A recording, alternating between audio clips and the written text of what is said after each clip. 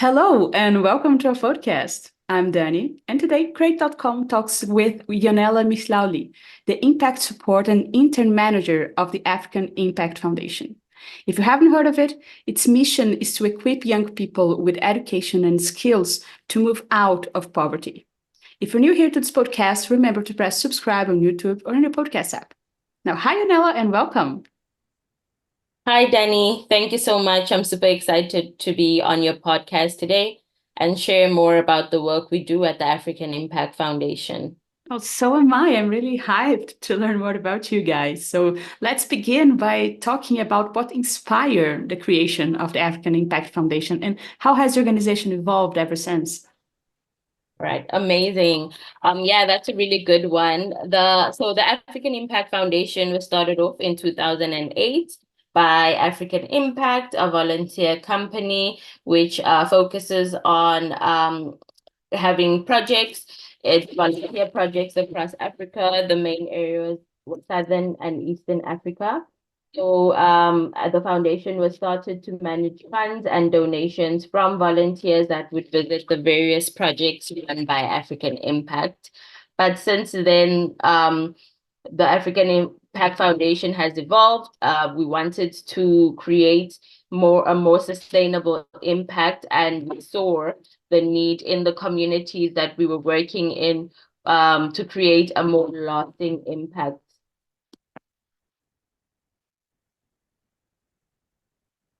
I'm sorry, I was speaking with my phone muted. Right, not a problem. Sure. That's really amazing, amazing. And I'm eager to learn more about one, the challenges that the community faces, but also how we are able to be more independent now since you've grown, right? This is really incredible. But let's begin with my first topic, that is, what are the most pressing issues that the communities you face, the communities you attend are facing right now? All right. So at the moment, the community that we focus on and African Impact has projects in is Livingston, Zambia. And some of the challenges that we see on a daily basis are around education, young people not having access to education because of financial reasons, and as well as there's also an issue around not having enough schools. In some of the schools that we work in, we saw the need for support in terms of helping build more classes.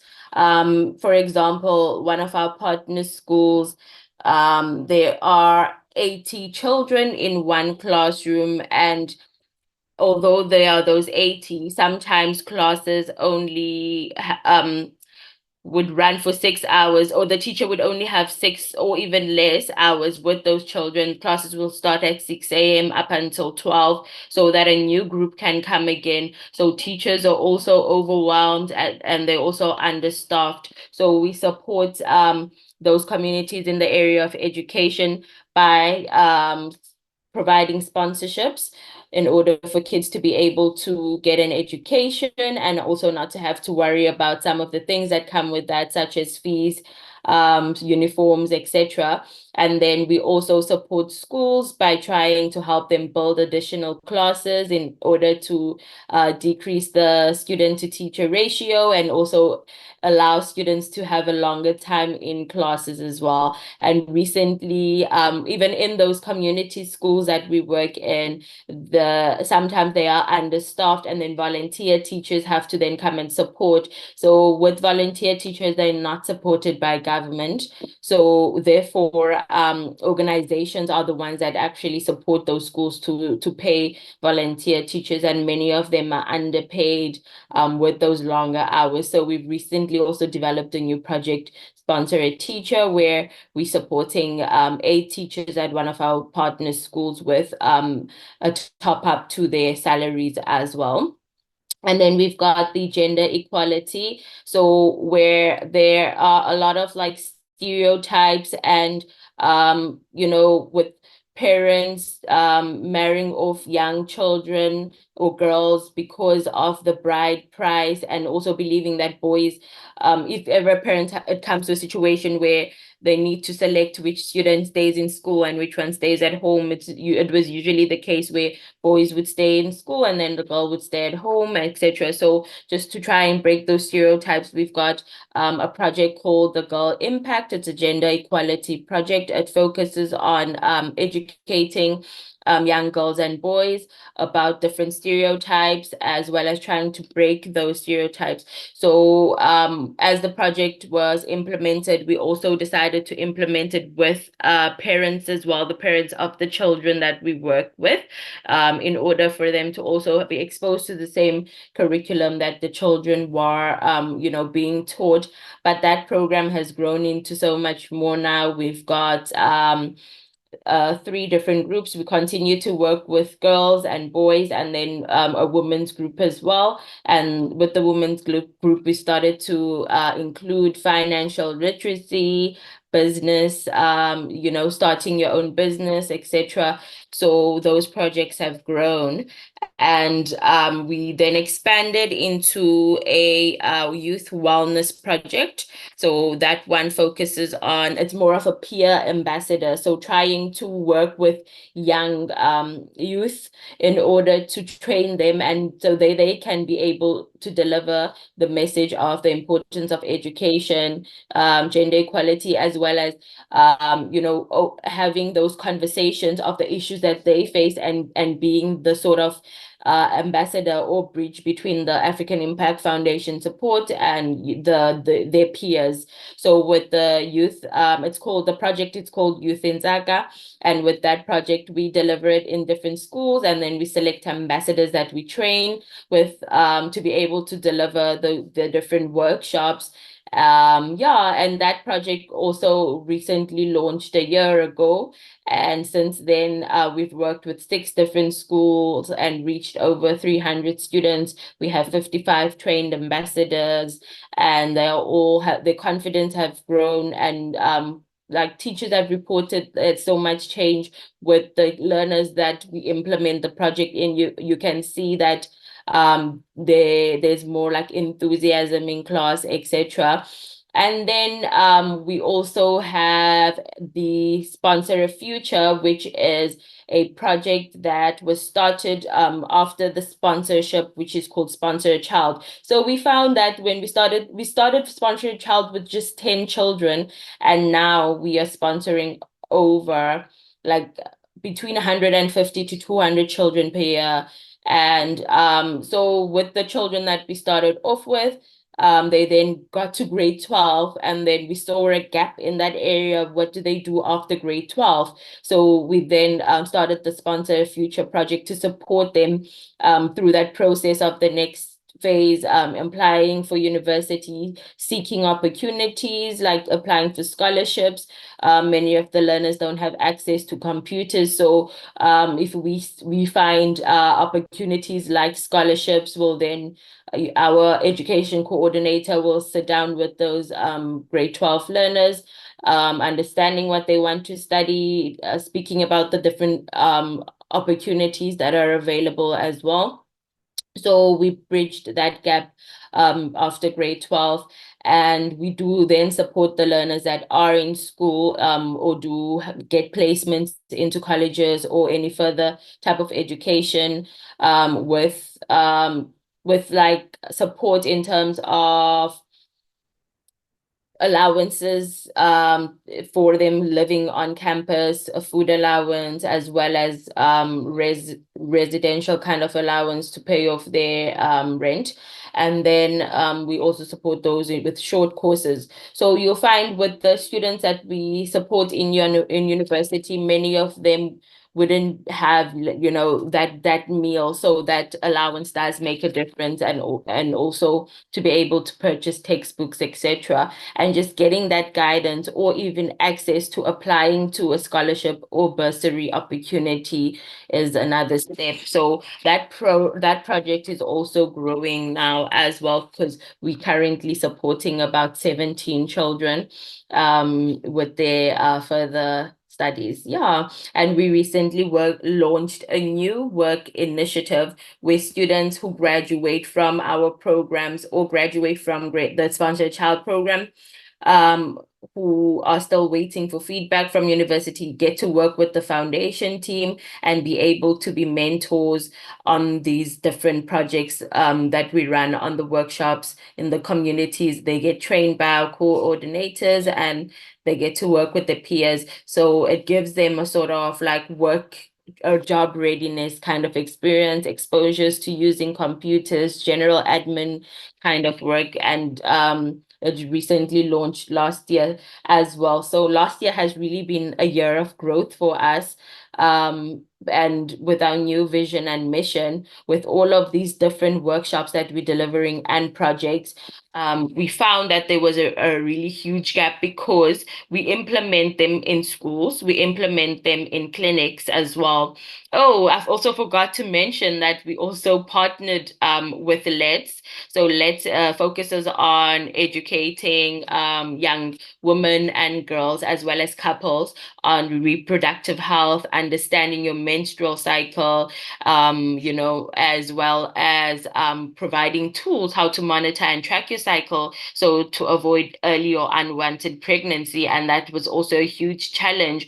There was an increase in young girls dropping out of school because of early pregnancy. And that was also part of some of the things I mentioned under the Girl Impact program, because with certain topics like pregnancy or reproductive health or menstruation, those are things that were not taught in the school education because it's found to be very taboo, and some of the kids don't even get the opportunity to learn about it from home. So with the African Impact engaging both parents, the community, and children, it creates that, a space where people can then openly discuss and understand their bodies. And when you have a better chance of avoiding, things, unwanted pregnancies, etc. So the Let's project focuses on that. So we then partnered up with the Department of Health. The Ministry of Health in Zambia then allocated different clinics where we could implement these workshops, and based on clinics that reported or locations that reported high pregnancies, especially amongst young people. So yeah, we started the project off with adults, just to see how it would be received by the community. But the main focus was always youth, but it was really received well by adults as well. And feedback was many of them really learned new things about their bodies that they didn't understand. Some women didn't had been trying to fall pregnant actually, and thought didn't understand her menstrual cycle, whether you fall pregnant when you're on your periods or not. And through Let's, they were able to track their cycle and conceive. So it really worked out really well. And then we moved over to youth in schools, and we find that the kids really engage well and are really appreciative of the opportunity, and even like including men as well and boys. I think it's really good that they have that understanding as well and knowledge.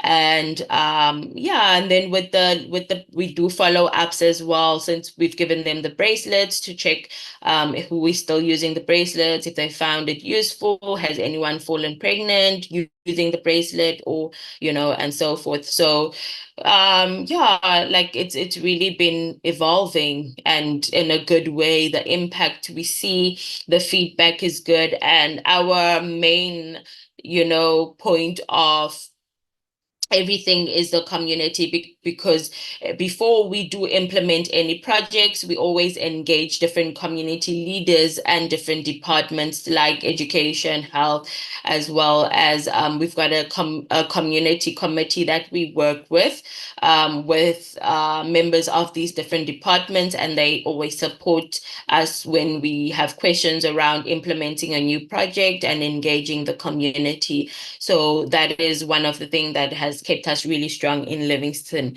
We've got that community support, and some of our challenges are actually having to limit numbers.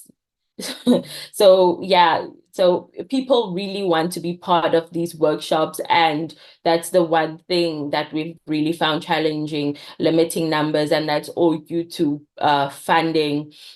We have each year we have a certain amount of people that we want to reach. For example, with Let's, our target was only 180 for the trial, which was last year, but we had to like expand it, and we worked with over 300 people.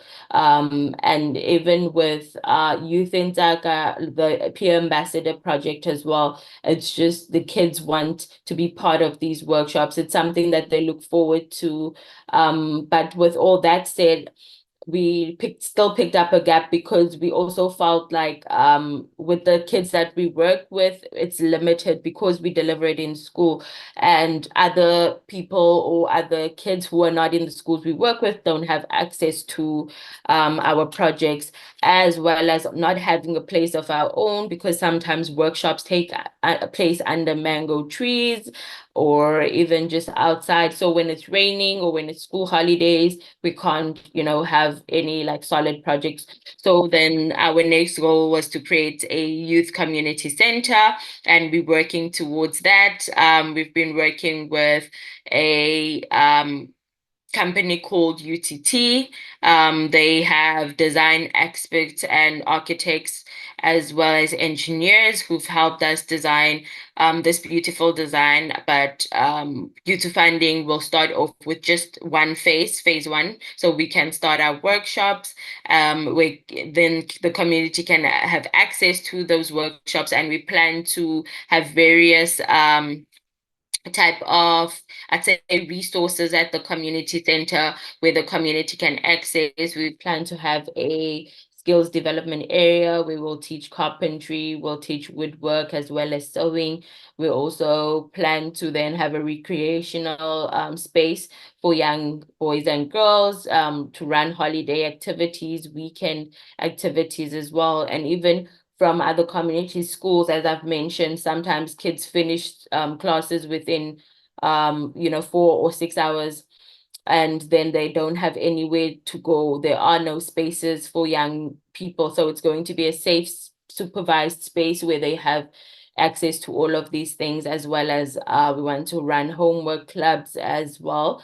So yeah, there's a lot of good things that are coming. Yeah. I am amazed. I think I always sound silly when I say this, but my heart is so warm right now because one, it's beautiful to see the way that you were able to perceive your community and getting to fine tune to their needs, and the programs that you're running right now, they seem really vital to this purpose of life change, to move things in a different perspective and not just, talk about education, which is of course paramount, but there are other areas that we need to educate our youth and our adults as well.